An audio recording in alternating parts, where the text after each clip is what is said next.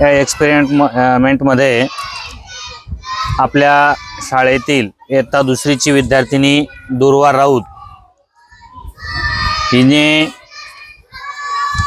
या ठिकाणी एक गल्ला बनवलेला आहे।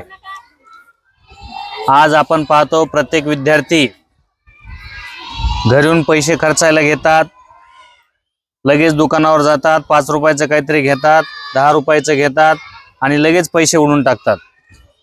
परंतु त्यांना पैशाचं बचतीचं महत्त्व अजिबात काही माहिती नाही।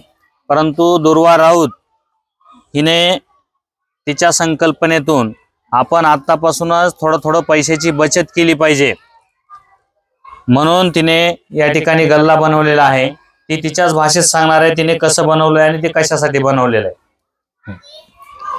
मी अगोदर एक खोकं घेतलं, त्याला सगळीकडून कट केलं आणि नाही काय फेविकॉल घेतला, इथून सगळं एक खाली एक पेपर घेतला आणि सगळ्याकडून चिटकविलं आणि वरून एक पाटी घेतली आणि तिथून मधातून एक कट केलं आणि इथून लावलं आणि याच्या मधातून हे एक ते खोक्याचं फाडलं आणि इथं मधातून फेविकॉल लावून चिटकवलं आणि नाही का इथून असं हे कट करून इथं खाली केलं आणि पुन्हा असं लावलं याला आणि असं मी गल्ला तयार केला। अशा पद्धतीने पैसे टाकते मी आणि मी अशा पद्धतीने पैसे टाकते। थँक्यू। आणि मी रोज पैशाची बचत करते। बघा अशा पद्धतीनं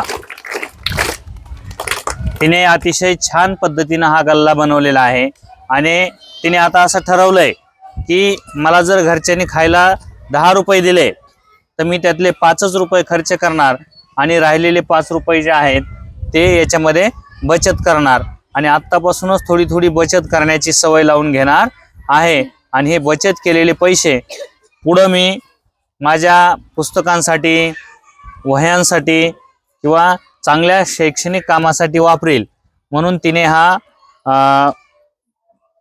जो बचत करण्यासाठीचा डब्बा बनवलेला आहे।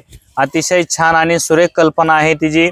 तुम्ही सुद्धा सर्वांनी अशा पद्धतीनं एक तुमचा बचतीचा हा डब्बा बनवावा आणि सगळ्यांनी बचतीची सवय लावावी हा यामागचा हेतू आहे।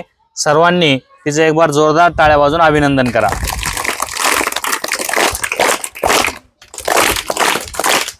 धन्यवाद।